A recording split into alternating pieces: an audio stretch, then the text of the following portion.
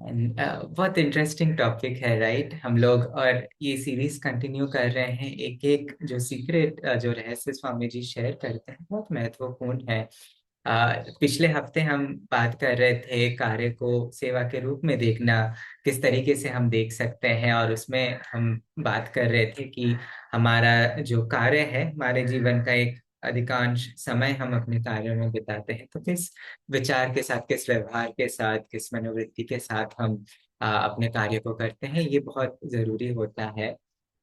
आज का जो टॉपिक है वो उसमें हमें और थोड़ा गहरा ले जाता है कि जो हम इवन कार्य करते हैं या हम अपने वातावरण में दूसरों के साथ इंटरेक्ट करते हैं, वेल उसमें से अधिकांश समय हम दूसरे लोगों के साथ इंटरेक्ट करते हैं।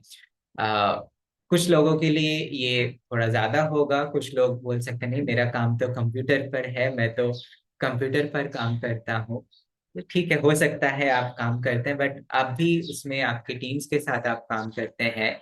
और सिर्फ ऑफिस में क्यों, आपके घर में परिवार में दूसरे सदस्य हैं, उनके साथ इंटरेक्शन होती है।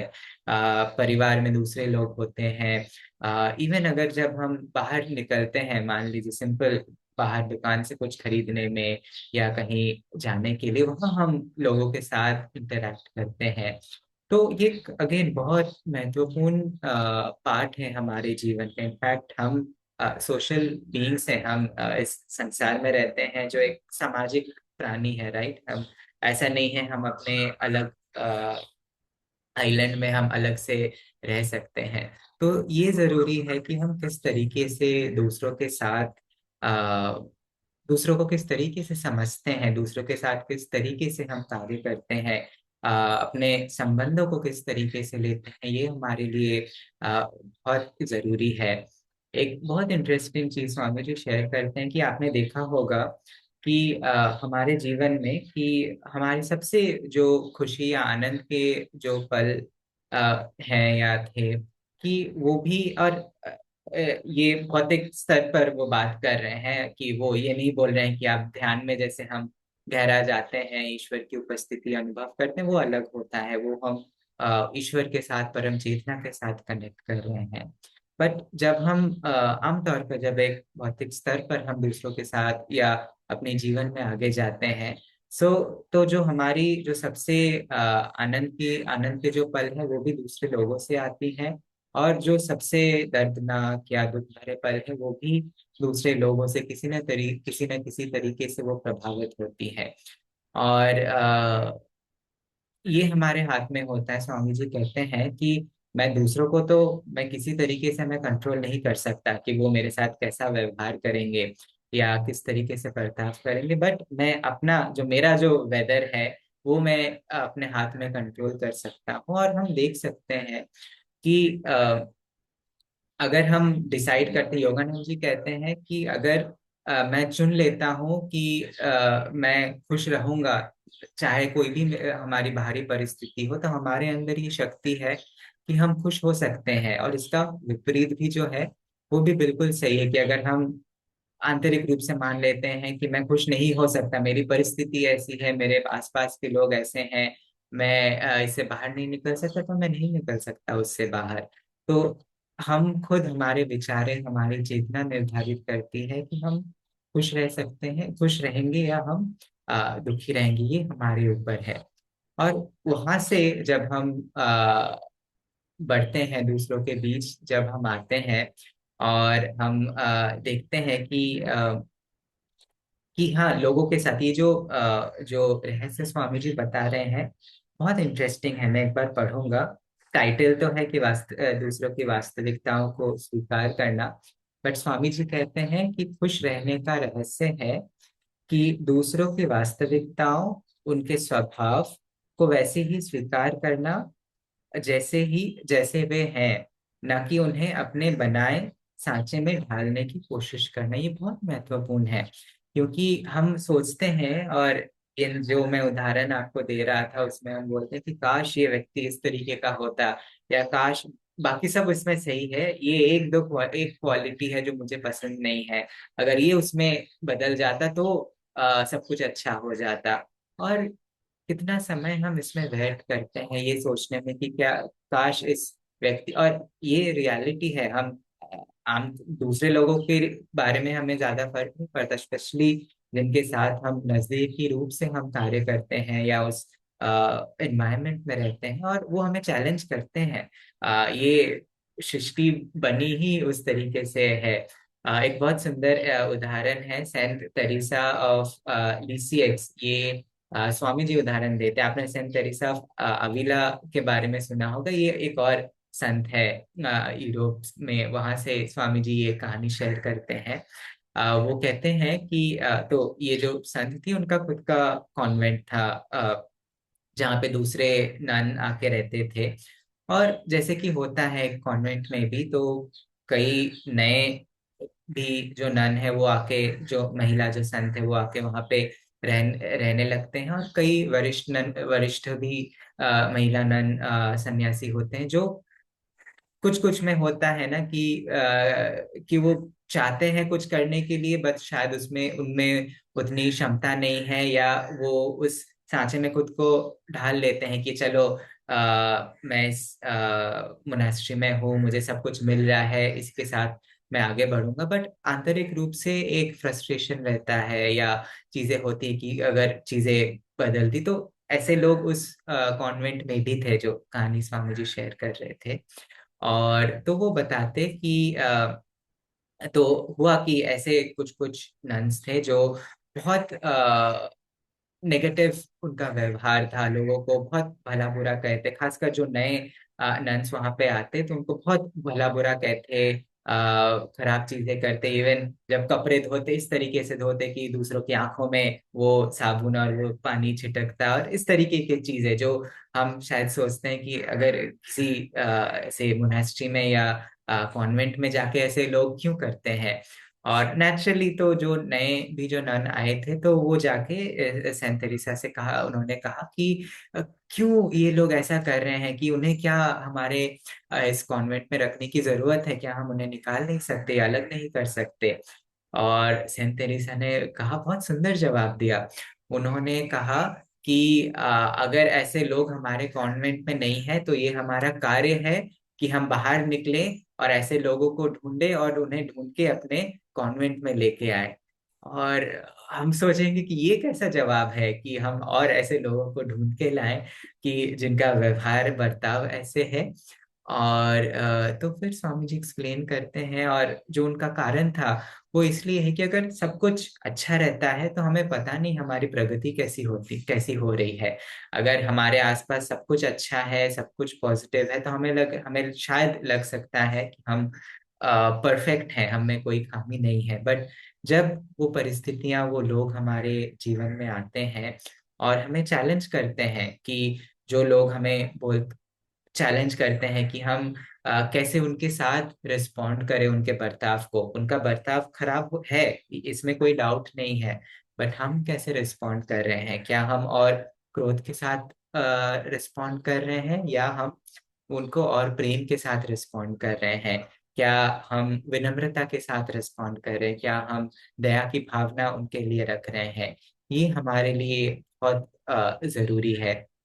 और ये चैलेंजिंग होता है। अच्छे लोगों के साथ अच्छा बर्ताव करना आसान होता है, जो बुरे होते हैं या जो हमें दर्द पहुंचा रहे हैं उनके साथ भी अच्छा व्यवहार करना, ये हमारी असली परीक्षा होती है। और जब हम ये कर पाते हैं, तब हम देखेंगे कि हम कैसे आध्यात्मिक मार्ग पर आगे बढ़ पा रहे हैं।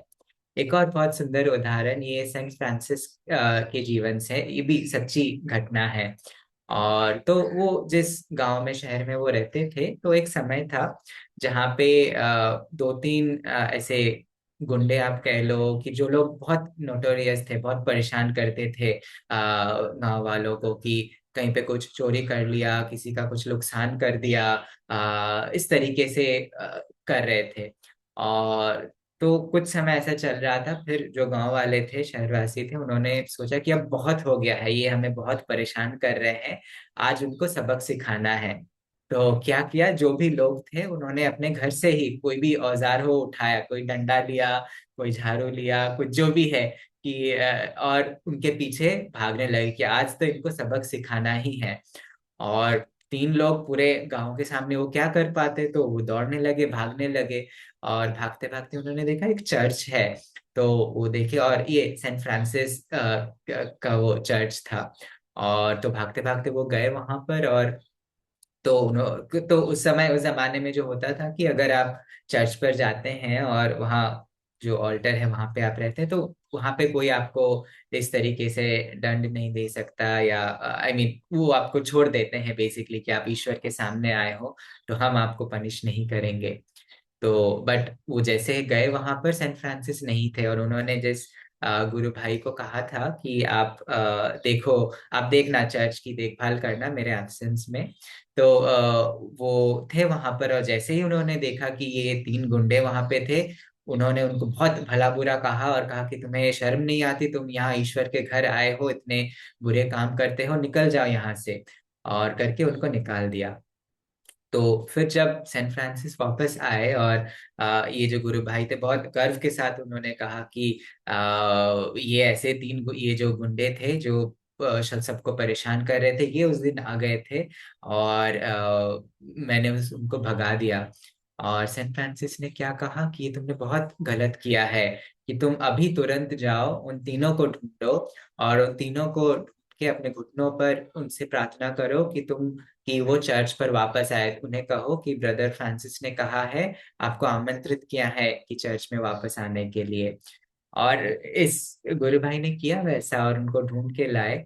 और जैसे ही सैन फ्रांसिस ने देखा उन तीनों लोगों को, उनको कहा कि क्यों आप लोग इस तरीके के का व्यवहार कर, बहुत प्रेम से, बहुत करुणा से कहा कि क्यों इस तरीके का आप बर्ताव करते हो, क्या जो जीवन तुम जी रहे हो, आप जी रहे हो, क्या वो तुम्हें अच्छा लगता है, क्या आपको आनंद मिलता है इससे, क्यों तुम अपने जीवन को बदल नहीं देते, क्यों अच्छे तरीके से अपना जीवन नहीं बिताते। और फिर कुछ कुछ चीजें ऐसे उनके साथ शेयर करने लगी जो उन लोगों को खुद को लगता कि हाँ, ये मेरे उच्चतम, ये मेरी क्षमता है, मैं भी ऐसा जीवन जीना चाहता हूँ, बट मैं जी नहीं पा रहा हूँ।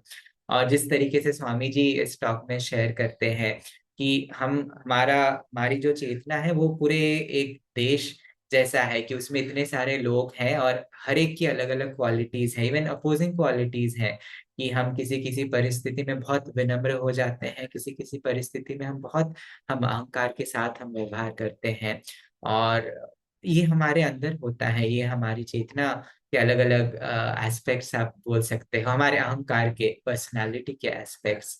और तो सेंट फ्रांसिस कहानी को अंत करने के लिए कि तो जैसे सेंट फ्रांसिस उनके साथ ये सारी चीजें शेयर कर रहे थे, उनको उनको ऑफ कोर्स उनके हृदय को वो स्पर्श किया। इनफैक्ट वो उसके बाद से वो पूरा अपना पुराना जीवन छोड़ के वो न केवल उस मोनास्ट्री में जुड़ गए, बट अपने जीवन के आखिर तक उसमें थे, और काफी आगे उनकी प्रगति हुई थी। और ये इस वजह से हम देखें कि पूरे गांव वासियों ने उन्हें हटा दिया था, बट एक सेंट फ्रांसिस थे, और ये सच्ची कहानी है कि उनको उन्होंने उस प्रेम के साथ, उस करुणा के साथ जो व्यवहार किया, उसने उसके पूरे जीवन को बदल दिया। और ये हम भी अपने जीवन में देख सकते हैं कि होता है, हमारे जीवन में कई ऐसे लोग आते हैं जो शायद कई उनका ये जो व्यवहार है वो गलत है, या हम उनको उस तरीके से हम सोचते हैं कि ये व्यक्ति तो ऐसा ही है, ये व्यक्ति तो बदल ही नहीं सकता है। बट वो भी परिवर्तन कर सकता है। और इसमें स्वामी जी दो तीन बहुत महत्वपूर्ण चीजें हैं जो मैं शेयर करना चाहूंगा, कि वो शेयर करते कि हम इसे कैसे कर सकते हैं, कि दूसरों को कैसे हम स्वीकार कर सकते हैं, कि दूसरों को अपने उस सांचे में न ढालना, बट उनके स्वभाव को स्वीकार करना, उनके वास्तविकताओं को स्वीकार करना। और स्वामी जी बोलते हैं इसमें पहला जो कदम है हमारे लिए, वो है खुद को स्वीकार करना। कि हम तब तक दूसरों को स्वीकार नहीं कर पाएंगे जब तक हम खुद को ना स्वीकार कर लें। और खुद को स्वीकार करने का मतलब क्या है, कि हम जो भी हैं, जैसे भी हैं, अगर हम सोचते हैं कि मैं तो परफेक्ट हूँ, ये जो दुनिया है वो खराब है, उसमें खामियां हैं, तो इसका मतलब भी है कि कुछ ना कुछ गड़बड़ है, हम स्वीकार नहीं कर रहे हैं खुद को। कि हमें दोनों चीजें हैं, ऑफ कोर्स काफी सारी पॉजिटिविटी है, हमें हमारे बहुत बहुत बहुत अच्छे कर्म है, राइट? जैसे गुरुजी ने कहा था, अदरवाइज हम यहाँ पर नहीं होते, अदरवाइज हम आध्यात्मिक मार्ग पर नहीं होते। बट फिर भी कई सारे ऐसे क्वालिटीज हैं जिनके ऊपर हमें काम करना है, जो हमने अभी तक ओवरकम नहीं की है।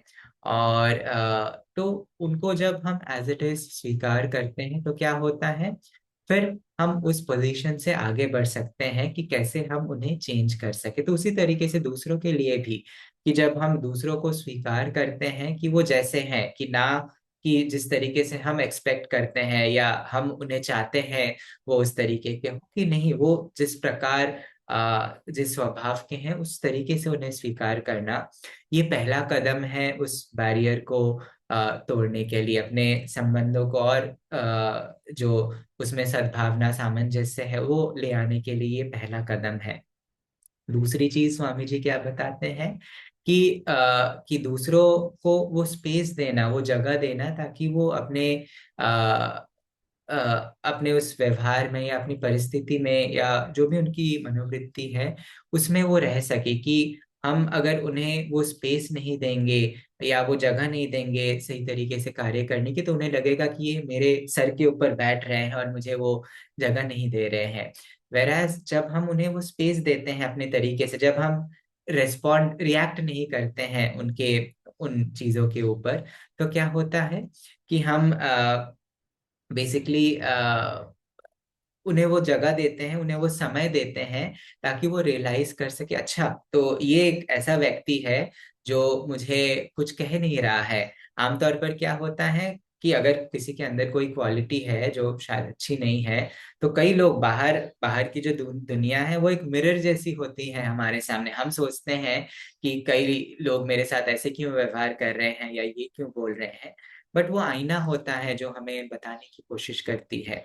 और तो जब हम दूसरे लोगों को वो स्पेस दे देते हैं, तो उन्हें लगता है कि अच्छा ये व्यक्ति है जो मुझे ऐसे व्यवहार नहीं कर रहा है, तो शायद इसको मैं भी मदद करूंगा, मैं अपने रिएक्शन को रोक के मैं भी उसके साथ हाथ जोड़ने की, हाथ मिलाने की कोशिश करूंगा। और ये होता है, फिर हम उन्हें अपने मित्र उस सर्कल में भी हम उन्हें लेके आ जाते हैं। और तीसरी जो सबसे महत्वपूर्ण चीज है, स्वामी जी कहते हैं कि उन्हें ईश्वर के नजरिए से देखना, ईश्वर के प्रेम को उनके साथ साझा करना। कि हम काफी समय सोचते हैं इनफैक्ट कि अरे इसमें तो ये खामी है, इसमें वो गलती है, अगर ये सुधार ले, या हम काफी समय खुद के ऊपर ये रिस्पॉन्सिबिलिटी ले लेते हैं कि अच्छा ये मुझे दिख रहा है इसके अंदर, मुझे जाके उसको बोलना है कि तुम्हारी ये गलतियां हैं, इसको तुम सुधारो। पर ये सृष्टि इस तरीके से बनी नहीं है कि हर एक जो सोल है, इंडिविजुअल है, वो खुद उसकी जो जो आत्मा है वो तय करती है कि कौन सा लेसन कितने समय तक किस तरीके से उसे सीखना है। और हमें उसको रेस्पेक्ट करना है, क्योंकि ये अगर उस आत्मा ने सिलेक्ट किया है तो तो इसका अर्थ है कि इस ब्रह्मांड ने उसके लिए वो मार्ग चुना है। हम सभी के लिए हमारा जो मार्ग है वो अलग अलग है ईश्वर तक जाने का, और हर एक व्यक्ति ने अपना खुद का मार्ग चुना है। तो उस मार्ग का, उस चुनाव का सम्मान करना भी हमारे लिए जरूरी है। कि हमें उनको जाके ये दिखाना नहीं है कि क्या चीजें गलत है, बट हम उनके साथ एक मित्र के रूप में हम आ सकते हैं कि हम साथ में एज फेलो पिलग्रिम हम एक यात्री के रूप में हम चल रहे हैं आगे। और जब इस भावना के साथ हम आगे बढ़ते हैं कि ये हमारी रेस्पॉन्सिबिलिटी नहीं है हर चीज को सुधारने की या दूसरों को सुधारने की, और हम केवल एक मित्र की तरह हो सकते हैं, तो ये आसान होता है फिर वो प्रेम दूसरों के साथ शेयर करना, दूसरों के साथ रहना। और जैसे स्वामी जी ने कहा, एक तरीके से वो एक इनर रियलाइजेशन होता है जब हम खुद को स्वीकार करते हैं, जब हम दूसरों को स्पेस देना मतलब खुद को भी स्पेस देना, खुद के बाउंड्रीज को समझना। और दूसरों को प्रेम करना मतलब वो प्रेम खुद में महसूस करके दूसरों के साथ शेयर करना। तो क्या होता है, हम खुद में शांत हो जाते हैं, हम खुद में खुद को जब स्वीकार कर लेते हैं, कोई एजिटेशन नहीं रहता है, कोई रेस्टलेसनेस नहीं रहती है। और फिर जो हम देखते हैं कि वो जो सामंजस्य है, जो हार्मनी है, वो हमारे संबंधों में, हमारे संपर्कों में मौजूद होती है। तो कोशिश कीजिए, अगर कोई ऐसे खास व्यक्ति है जो आपको परेशान कर रही है, ये प्रिंसिपल्स जो स्वामी जी शेयर कर रहे हैं, कोशिश कीजिए अप्लाई करने की।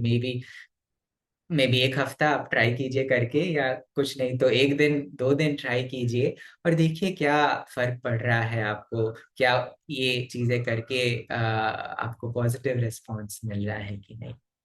तो चलिए, इसके साथ मैं आपको मैं मेरे तरफ से ही समाप्त करूंगा, ऑलमोस्ट टाइम हो भी गया है। तो अगेन ये सीरीज हम जारी रखेंगे, बट आई होप ये हेल्पफुल है, स्वामी जी जो चीजें शेयर कर रहे हैं हमारे साथ। और तो चलिए, तो आज के इस सत्र को हम यही समाप्त करेंगे, और इस विचार के साथ, इस पॉजिटिविटी के साथ अपने दिन में आगे बढ़िए, इस वीकेंड में आगे जाइए, और आनंद के साथ, इस उत्साह के साथ अपना जीवन जिए। बहुत बहुत अच्छे रहें, बहुत खुश रहें। ओम गुरु।